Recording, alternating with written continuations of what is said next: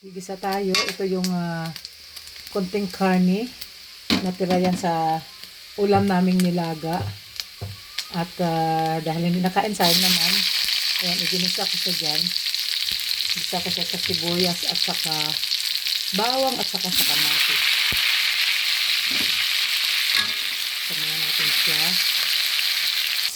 At ngayon ilagay ko na itong ulo ng hipon. Kasi, bakit ulo lang? Kasi ito yung kanyang katawan. Mamaya babalatan ko at gagawin ko siyang tempura. Kaya, di ba? Para mapakinabangan.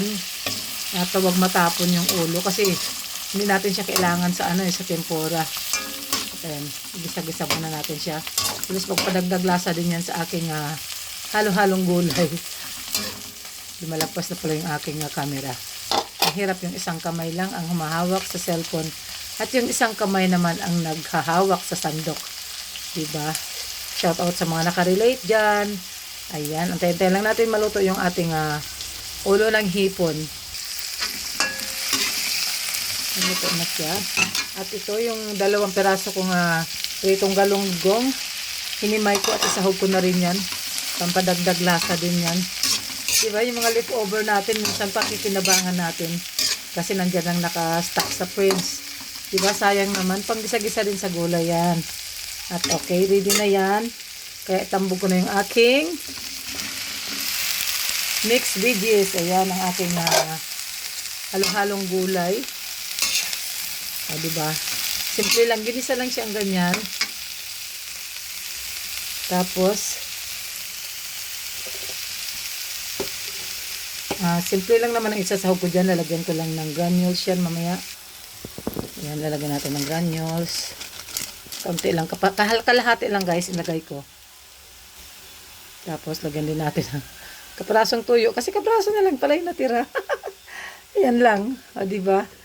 Kung ano na lang yung natira dyan sa bahay. Siya na lang pagkakasyahin. Pasensyahan nyo na kung magulo yung aking camera. Kamay. Yun. Laluin lang naman natin yan. Tapos, titimplahan natin. At, ayun na. Pang-ulam na. O, diba? Yan ay tipid ulam. Yung, kung ano lang yung natitira-tira dyan sa mga, ano natin, sa mga inulam natin kahapon, kagabi, o nung isang araw pa, na pwede pang pakinabangan. Yan, bili lang tayo ng gulay. Which is, ang mahal naman din ng gulay na yan. Ang kanyang kilo ay 120 lang. Ay, 120 na. At ang binili ko ay halagang 60 pesos lang. Kalahati. Hindi pala mahigit pala yan. 70 pala yan. At ayun na guys.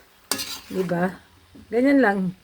Titingnan ko na lang mamaya kung kailangan ko pagsabawan. Pero tingin ko parang may katas naman na siya. Hindi na siguro para yung lasa niya ay absorb at masarap. At ayun lang guys. Maraming salamat. God bless us all and Jesus loves you.